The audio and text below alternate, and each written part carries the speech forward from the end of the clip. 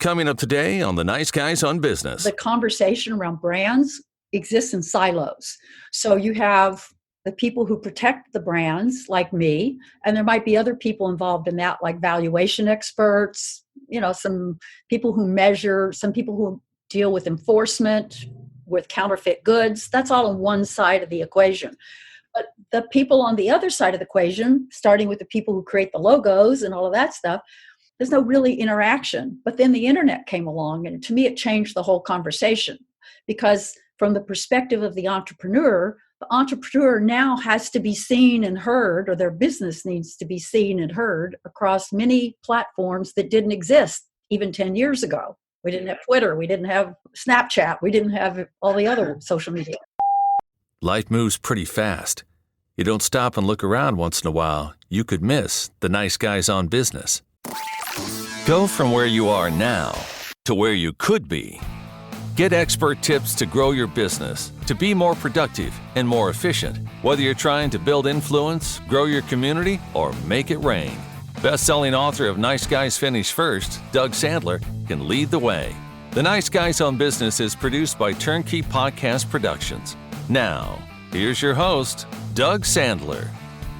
So imagine Nice Guy Community creating an entire brand, a business of your name, all your materials, everything. And suddenly, and without warning, you get a letter from someone telling you to stop using it, or financially more impactful, imagine someone opening up shop and using your name only to discover they own the rights to it and you can't do anything about it. Well, today's guest, attorney Cheryl Hodgson, she counsels entrepreneurs in building a secure foundation for their business assets, including intellectual property, as a vehicle to leverage business value, bulletproof brand assets, and build a legacy. I am excited. She's a podcast host. She is a best-selling author of Registered Trademark, The Business Owner's Essential Guide to Brand Protection. And she's here to hang out with us today. So welcome, Cheryl, to the Nice Guys on Business podcast. Thank you, Doug. It's nice to be welcomed. It's good to be welcomed somewhere. As an attorney, you probably don't get that very often, do you? No, I don't. Unless somebody really needs me. Well, yeah, that's so true. I can recall several instances where I needed the attorney, and I would almost do anything at that particular time to get their ear. So I know you're very busy, and I appreciate your time, and I'm so glad to have you here. Not only as a brand protector, but someone that as a client also. And thank you for letting us produce and create and help you create. We've taken a small part in this for creating your amazing show. Why don't we start with that? What got you into the whole podcasting space?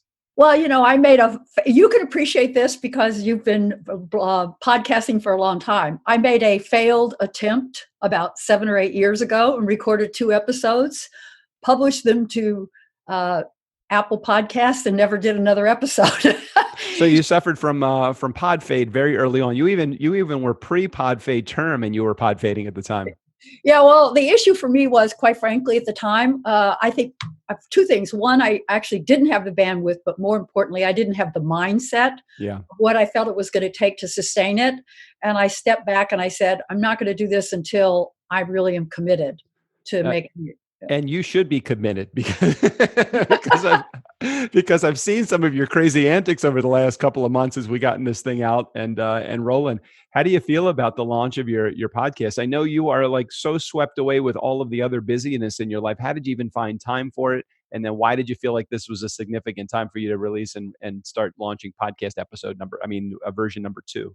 Well, what happened is number 1, I wrote the book. And number 2, I think I shifted in my own belief about my own abilities. And we've heard this term said a lot, but I really relate to it, is find your voice and share it with the world. Right. And for me, I have a very strong commitment to entrepreneurs and business owners in helping them find the right information for their business so that they get off on the right foot. It's not about whether I represent them, but at least that they have access to what they need or can get real information and expert advice when they need it.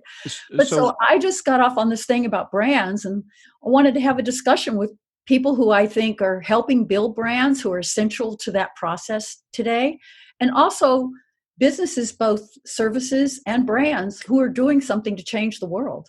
Yeah, I totally understand it. And what's interesting about the path that you've chosen is that what type of law did you practice, or what type of law did you originally intend on going into, and did you make a pivot into this space, or did you know that this was the world that you were going to go into immediately? Well, thank you for asking that question because it's rather interesting. I only went to law school to be an entertainment music lawyer. That was my whole passion. I ran college concerts in my campus and college undergraduate, and I met a lot of agencies. One of them offered me a job. But then the first job I got, which was out of starvation. I Yeah. had worked my way through undergraduate and law school years ago. And the first job offer I got was to go to work for a law firm that had just won the biggest case in the history of trademark law. Wow. So I was their, I like to say, not low life, but I was their young, very junior associate who hid in the law library for the better part of a year and a half. And the good news about that was I learned a tremendous amount about trademarks and trademark registration.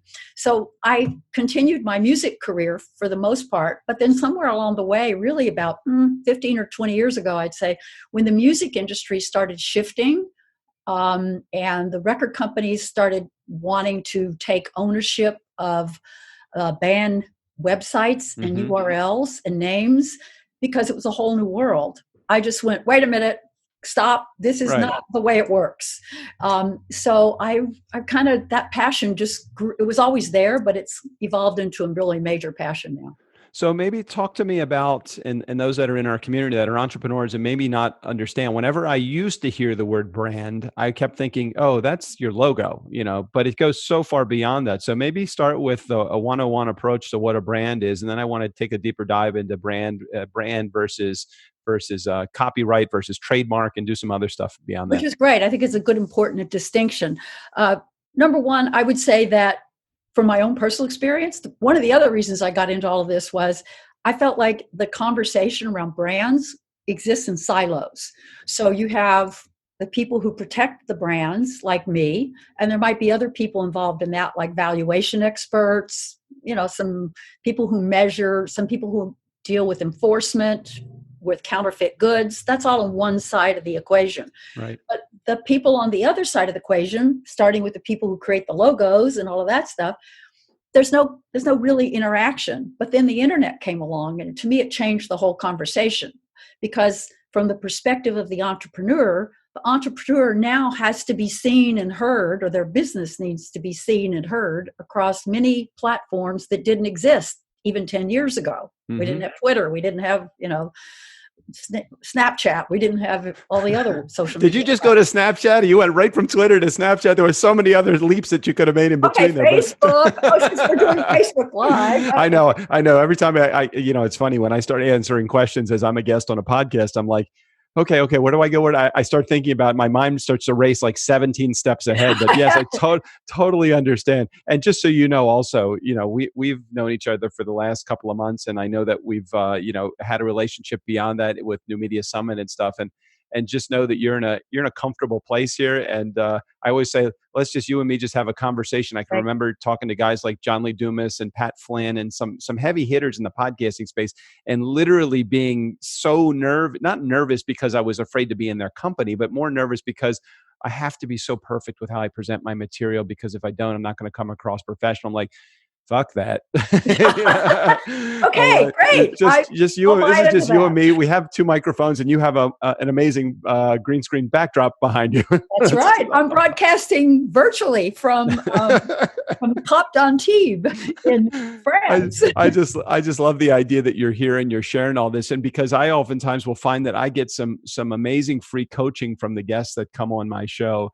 And really, it is a matter of understanding. In your case, so much of the terminology, I just don't, it's not that I don't understand it. I'll understand it once it's explained, but I don't get the importance of it. Like, how is it that somebody could possibly be using something like the Nice Guys on Business podcast? Let's take that as an example. We've been using the Nice Guys on Business podcast for 5 years now, 1,000 and some odd episodes. We haven't trademarked the name. We haven't done any copyright or whatever you do with it. And again, we'll talk about that in a second.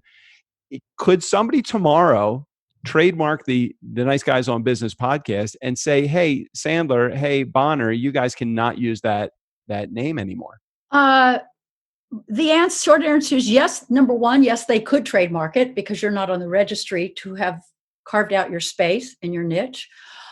Number two, if they tried to tell you to stop, you could probably say no because I've been using it and I have rights.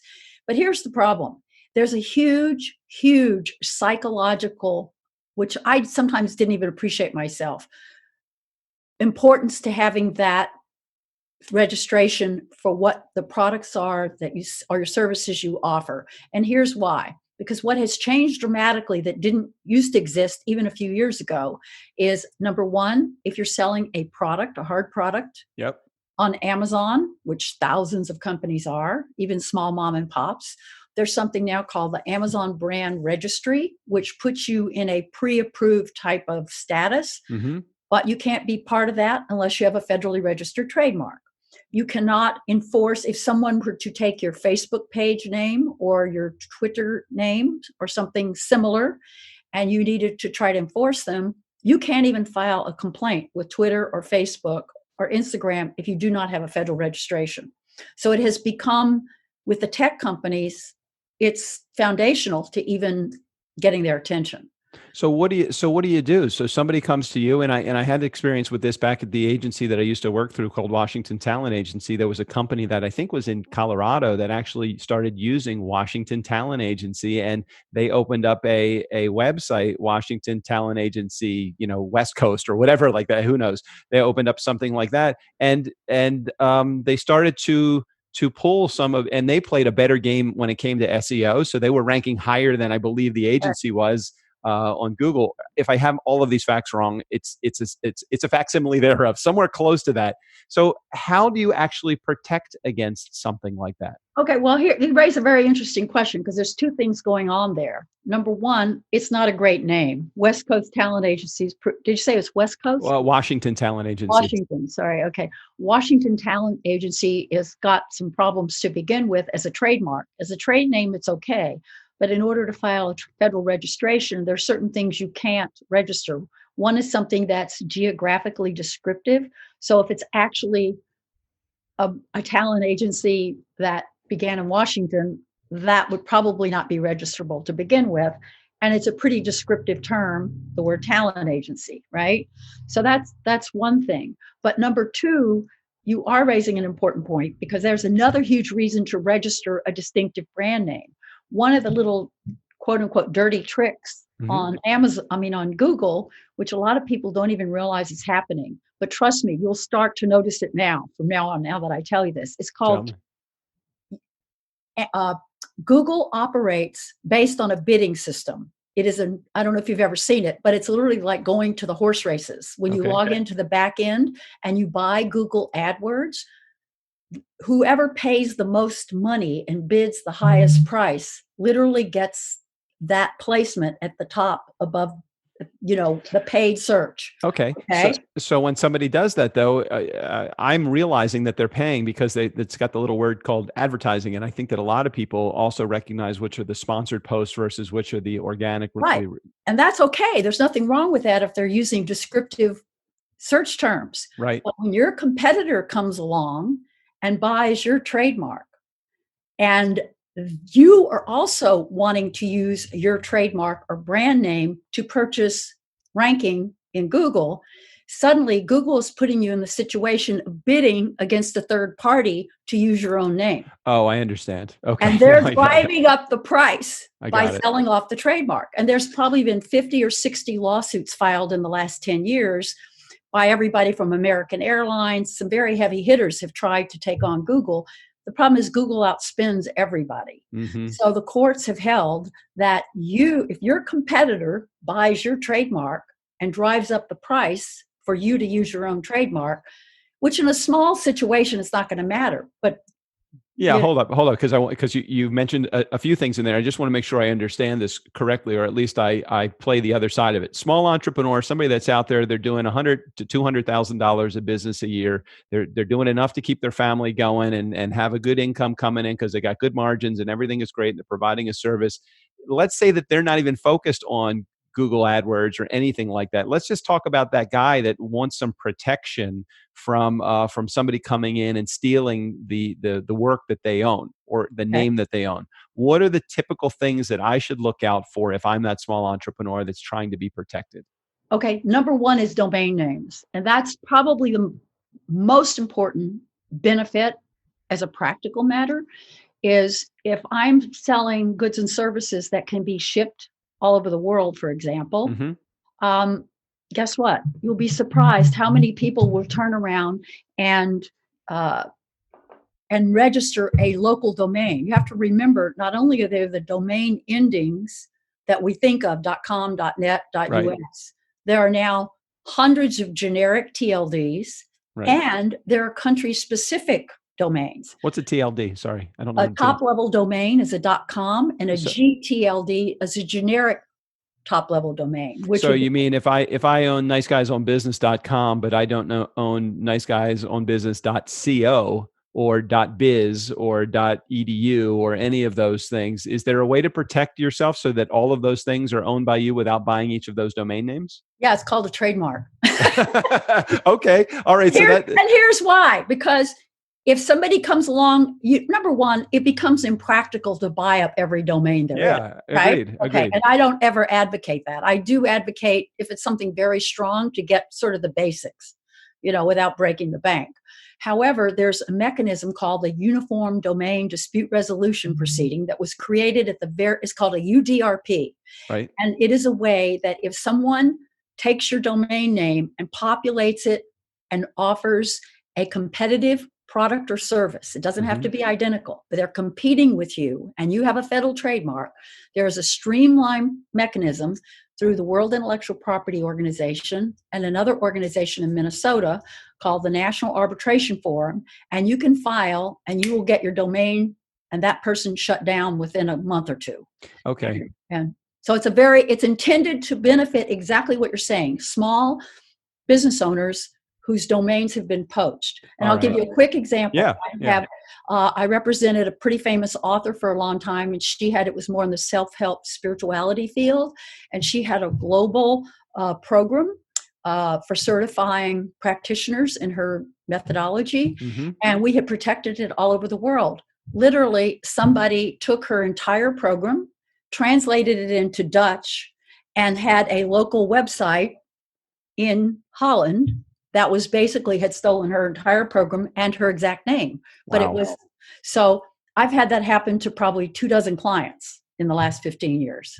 That's incredible. And now that doesn't have to be to a huge multi-conglomerate organization. This could be just to the small individual person that has a really cool product or service, and that somebody overseas or somebody somewhere else sees it, loves it, thinks it's the best thing since sliced bread for them, recreate the product, create their own domain name, and steal literally everything that they have done. Absolutely. Yeah. Wow. Okay.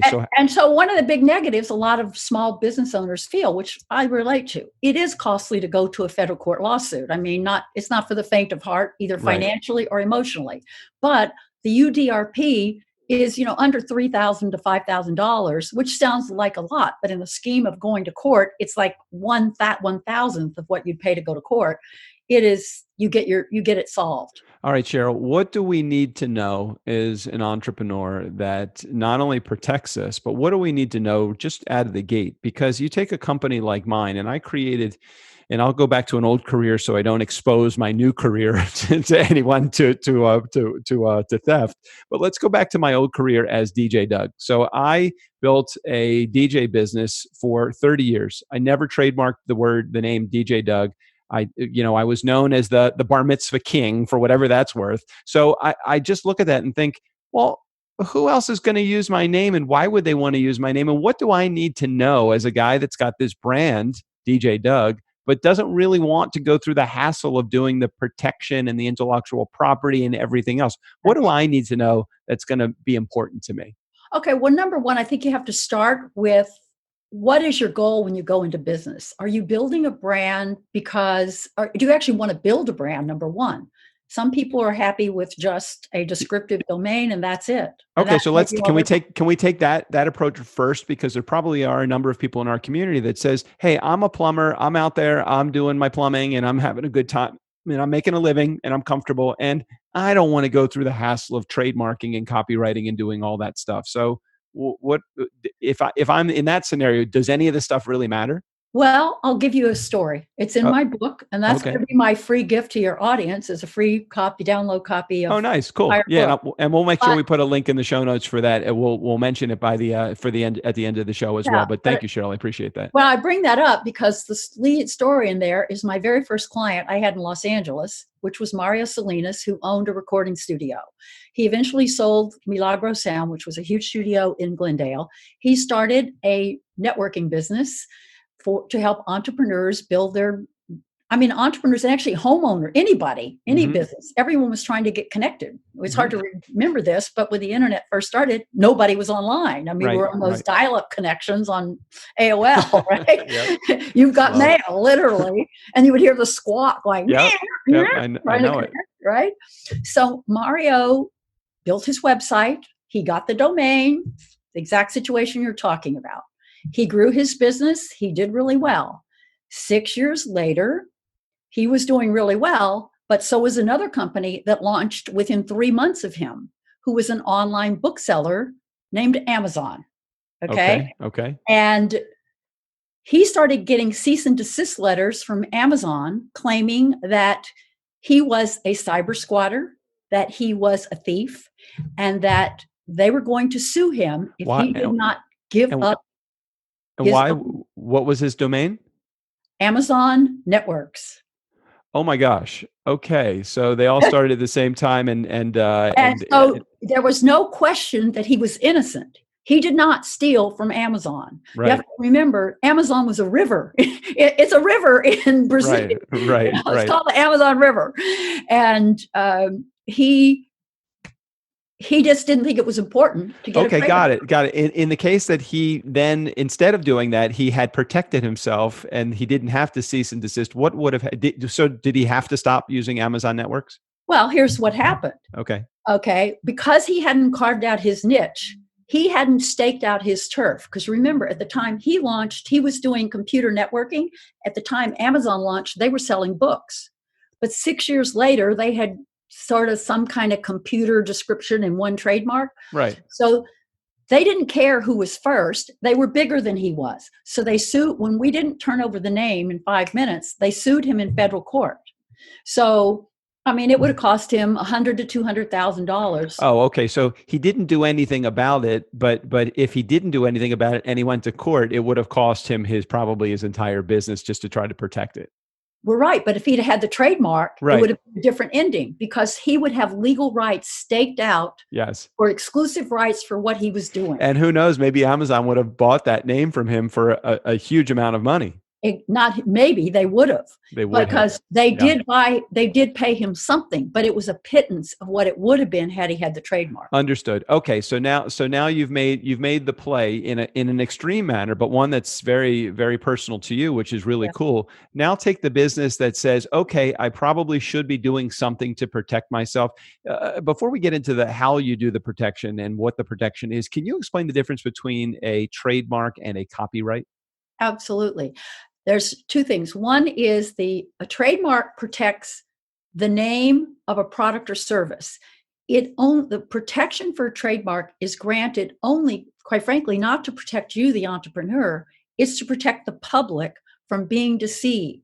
So if you go to McDonald's in, Los Angeles, and then you go to McDonald's in New York City, you're going to get the same Big Mac in both places. Right. Okay. Two all beef patties, special sauce, lettuce, cheese, pickled onions on a Right. sesame So- seed bun. Same thing. Right. Now, so we're going to get back to that because you did ask me a question we didn't answer about really what is a brand, right? Mhm. I want to go back to that. But sticking with your point, so the first function of a trademark is to distinguish my products and services from your products and services in the competitive marketplace. So the consumer knows that if I see the golden arches, I know what I'm going to get. So if I have can I establish, and I know you have these 3 doors. I was reading your blog, which is really cool, the 3 doors to a trademark. And one of those is if you're about to sell products, if you're currently selling products, or if you're overseas and want to sell or selling products. So those 3 doors. But my question, I guess, relates to if you're in that second boat, going through that second door, I already have a service that I'm providing to the world. If I go to trademark that, is that an easy process to go through? It sounds like there's still some complexities that are involved in that too. The longer you've used it, the easier it is. Okay. But there's exceptions, which is probably too detailed for here. But go back to your question. You asked me about copyright. Yeah. So now, copyright is actually in the Constitution. Patents and trademarks are listed in Article 1, Section 8, Clause 8 of the U.S. Constitution, and it's the phrase that says Congress shall have the power to grant to inventors and authors protection, right? Mm-hmm. So that's where patents and patents and copyrights come in. Copyrights cover creative works, music, art, film, sculpture, computer software. So it's an actual tangible. It has to be fixed in a tangible medium of expression. So it can't be just an idea. But let's say that I have something called the Ultimate Podcast Launch Formula, and that is an online course that we offer through our company Turnkey Podcast. Mm-hmm. We can trademark that name, and we can also copyright that the content. Okay. And by the way, a copyright it's like a no-brainer. And here's why it's so important for people with content that's out there. Mm-hmm. It's literally $35 to fill out the form online at the Copyright Office. If you have to mail it in, it's an extra $20. So it's a no-brainer. And the reason why it's so critical, and believe me, I've seen dozens of people, you still have the copyright from the moment of creation. The problem is if you don't register it in Washington, D.C., you lose all your remedies. You can still sue somebody, but you can't get attorney's fees and you can't get statutory damages. I got it. What I love nowadays with the internet, as prevalent as it is in the creation of so many of these online products, especially, I mean, that's the part of the definition of the internet. It's that you almost have a timestamp on everything that you do, or you do have a timestamp on everything that you do from the date that you made a first sale. When we released our online DIY do-it-yourself launch program, the first customer was validation of that date. So can somebody come along and say in 6 years from now, oh no, you can't have this. I've had this trademarked. And if they didn't have a trademark beforehand, could they actually continue using that name, or do I have a leg to stand on? So you're talking about a trademark for the name of the course. Not only the trademark for the name of the course, but because of that, even if I didn't pay my $35, no, that's different. No, I got both things. So the trademark protects me from the name, and the copyright protects me from somebody stealing my content. Great. So could somebody come along down the road and say, hey, I'm going to use this name and I'm going to use this content, or do I have some rights? Even if I did, people can do anything they want. The question is, how prepared are you when it happens? It's like, you don't expect the house to flood when you walk in the door and find a foot of water in the basement, but it happens. And that's what you're protecting against. It's maybe not a high percentage of risk, but it's that kind of thing that you don't need it until you need it. I look at it as a short, and here's my philosophy. And of course I'm biased, but it's not just about being a lawyer. It's because I've seen so many people who come to me who have a problem, who didn't do it, like what happened with Mario, which is, and the name of your product or service is foundational to your business. And I want to go back to something we talked about a minute ago when I said, what is it? Why are you getting into business? Do you intend to sell your company? Now, if you're a personal service like me, or someone who's podcasting as Doug, as an individual, your brand is intimately linked to you as a person, correct, right? But if I'm selling a product and there's someone in our community that, came to me to have me help register her name, and she has a fabulous skincare line. She's had it on the market for 3 years. She had not registered the trademark. So I happened to meet her at New Media Summit, and I said, oh my God, this is a fabulous brand. Do you have it protected? She said no. So I counseled with her, and the first thing that happened when we searched was, guess what? Somebody else owns the name. Oh my gosh, they own the name, and they owned it before she started her line, or do they? Yes. So what happens then with So something like that? we had to change her name. We've changed. Wow. That's And got some deep impact. I mean, but I guess it's better to find that out now than developing and she was a new, I'm assuming this is the person that we know in common, that this is a yes, business that she started, and she is just getting into her growth curve now. So her changing her name now would create a lot less impact than if she had to do it in 5 years from now with a huge amount of success under her belt. right. And that's when, let's face it, if you're not successful, nobody's going to come after you. Yeah, Strickland and I always joke about it, saying, "Hey, if we play this and somebody comes back to us and says, 'Hey, this is trouble,' Starbucks wants their attorneys want to talk. If we can catch the ear or the eye of an attorney from Starbucks, we know we're in the right place, right?" Exactly.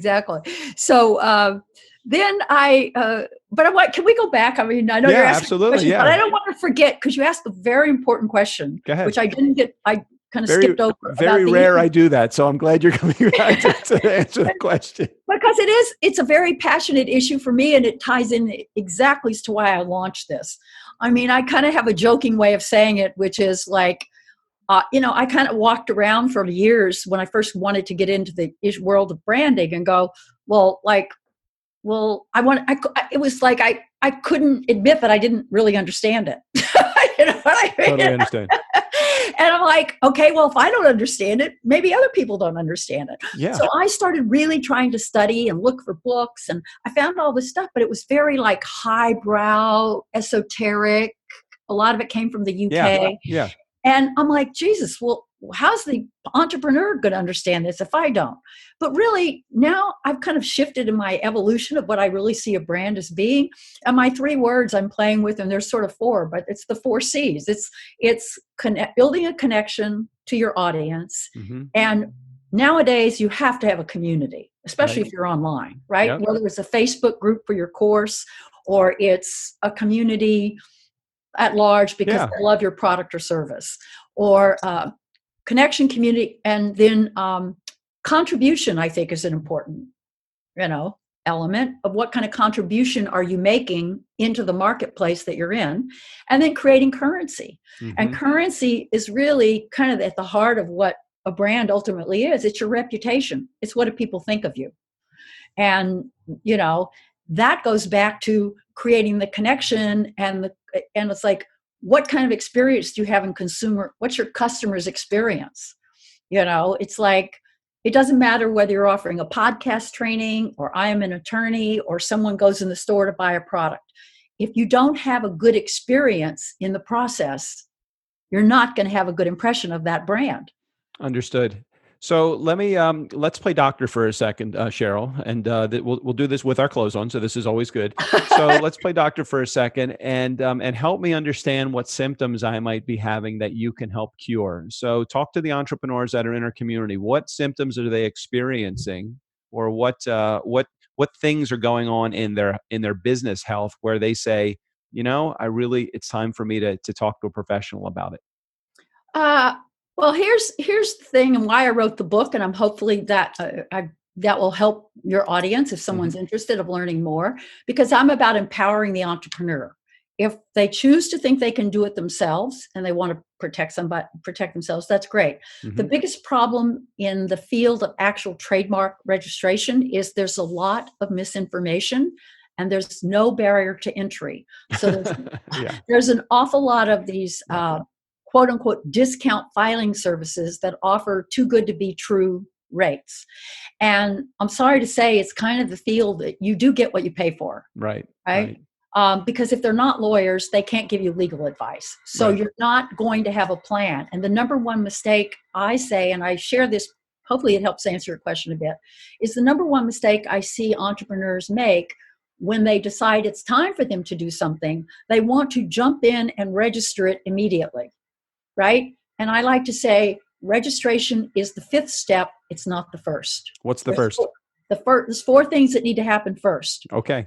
And if you don't do that, that's how you get in trouble and waste your money filing because you haven't done your homework. All right, let's be clear about it then. Here come the 4. Nice guy community. Okay, the first one is to investigate. in the example I gave of the young woman with the skincare line, that was my first step. Let's investigate and see what else is already out there. I'm not going to go spend money to file for this. So step one, she was out of the game. She was not, that was strike one. Okay. But if you investigate, then you do a search.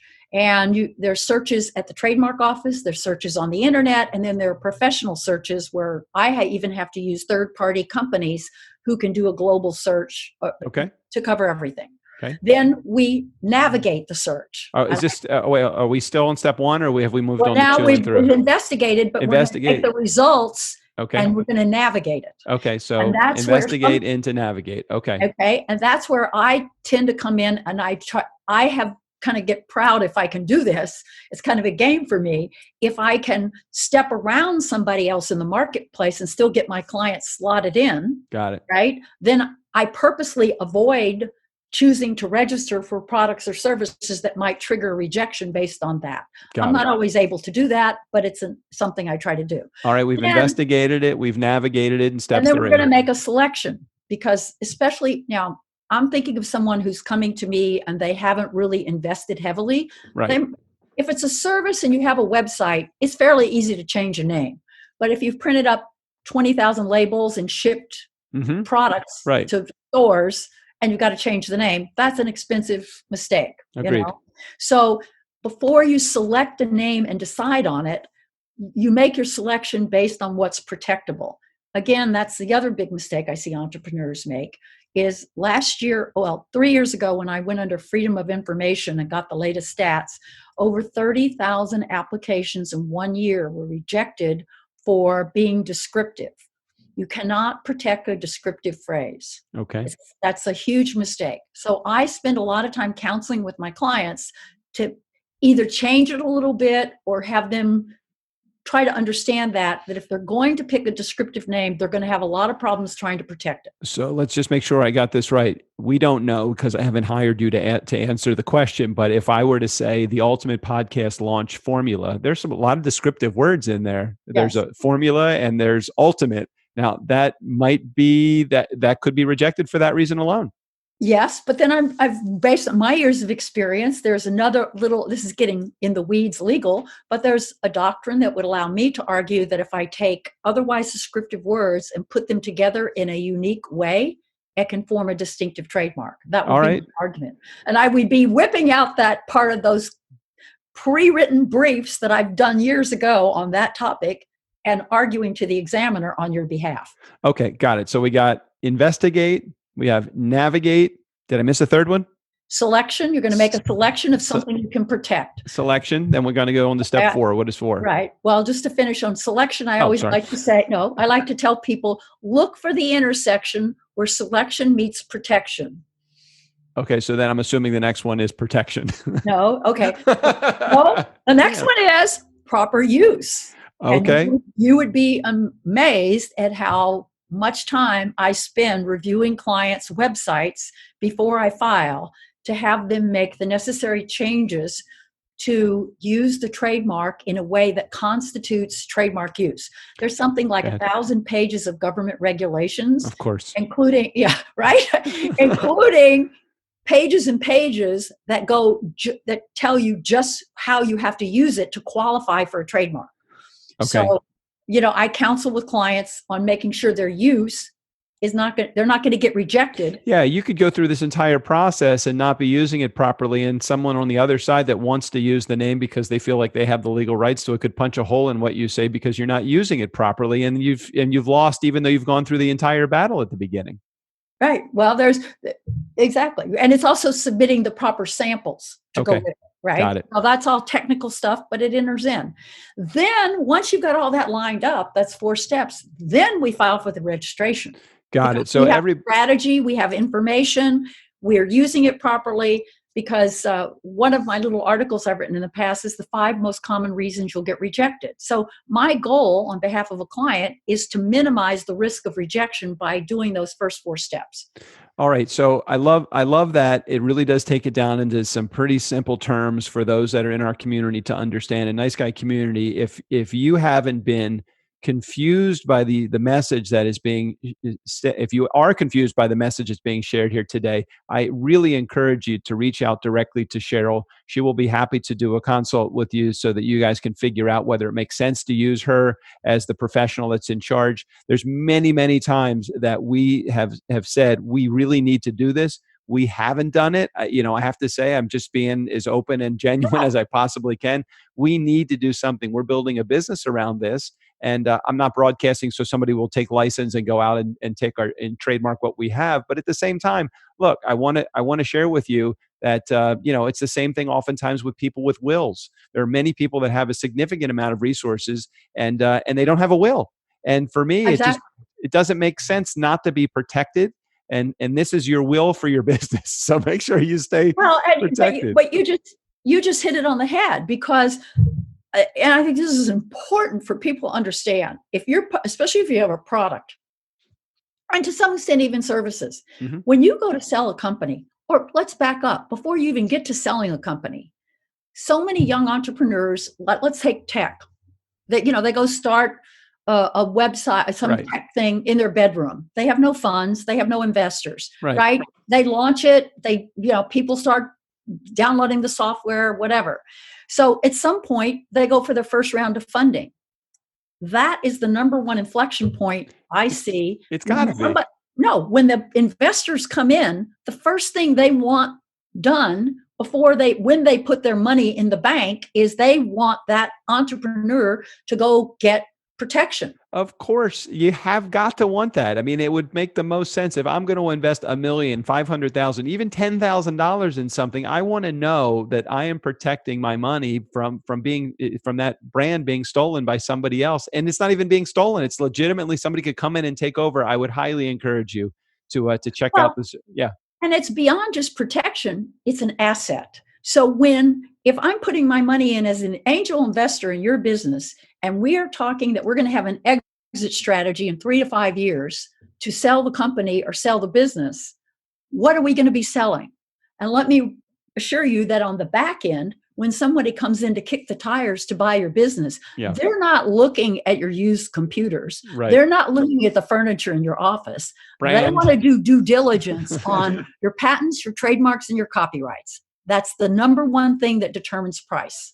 Totally understand it. And Cheryl, you've made it crystal clear. So Cheryl is making available to you free book, free download, free gift. What is it? Yes, it's called brandaide.com/free gift. And what is the free gift? Can you share that with us? Entire PDF copy of my best-selling book. Excellent. And you have a tremendous number of reviews. You have like 88 reviews of your book, and many of them are 5-star reviews. So I would definitely encourage people. Cheryl knows her shit. Okay, let's just call it what it is. She knows what she's doing. I was highly impressed when I saw you in the front row of our class and taking notes and feverishly getting ready for your podcast. Her podcast is going to be called Brandaide, and its little tagline is from revolution to evolution, because my belief is people who build successful brands in whatever niche. It doesn't have to be the big brand global, but even in your own niche of a small world, if it's going to make a difference in the lives of your customers, at some level you're evolving something and you're creating a revolution. And what's the format of the show? Are you going to do interview-based show? Or are you going to be monologuing? What are you doing? I'm going to do mostly interviewing, but I'll do a few monologues, sort of semi-rants here and there. And who will be? Where I might actually share content that would help entrepreneurs on a practical level. Excellent. So your guests will be other experts in the space, or those that have experienced and share their story? Both. I've already had one interview with an attorney, JP McAvoy. I know JP very well. He's fabulous. He's fabulous. So JP and I just had a great conversation, and I have a couple of other attorneys scheduled. But it's not just that. It's like I said, I actually am very interested in talking to people who are, we had you on as a guest. Yeah. I was a guest on the show. I wasn't going to toot my own horn there, but I was excited to be a guest on your show because I know nothing. But I knew nothing about building a podcast. You see? And so that's really the issue is there's so many choices for people building a brand. Where do they go? And there's many entry points and they can't do it all at once. But, so I hope to bring in experts who can contribute in certain areas, whether it's a best-selling author that works in consumer experience, whether it's somebody who, like you, with training on podcasts. It could be a number of different things. Copywriting, the different things that go into building a brand online, but then turn around and also find unique brands who have really made a significant change in their field, because that's why people have embraced them, is they've built a better mousetrap. Right. Well, Cheryl, thank you so much for sharing your message and everything, your expertise with our community. I am so excited to have you on the show, and I'm really excited to have your podcast launch. I love reading. I love reading. Let me put a little asterisk next to that, but I prefer listening to podcasts. So I'm looking forward to hearing all of your guests on your show and seeing what kind of trouble you can get into on a weekly basis. You're going to do it as a weekly episode? Yes, absolutely. Excellent. Well, Cheryl, thank you so much for being on the show today. Oh, it was my pleasure. I enjoyed it very much, and I'll see you soon. See you soon. So, Nice Guy Community, don't forget, you can get a copy of Cheryl's book. Just go to brandaide.com/free gift. Don't worry about the spelling. Just click on the show notes and get your copy just by clicking on the link in the show notes. Nice Guy Community, never underestimate the power of nice. Again, special thanks to Cheryl Hodgson for being on the show today. All of her information, including access to her free book, will be right there in the show notes. Steve O'Brien, go ahead and take us out of here. Are you sure the legal department cleared this? Okay then. For the Nice Guys on Business, I'm Steve O'Brien. Hey, these bozos want to get sued. That's their business. Leave me out of it. Wait, we have a legal department?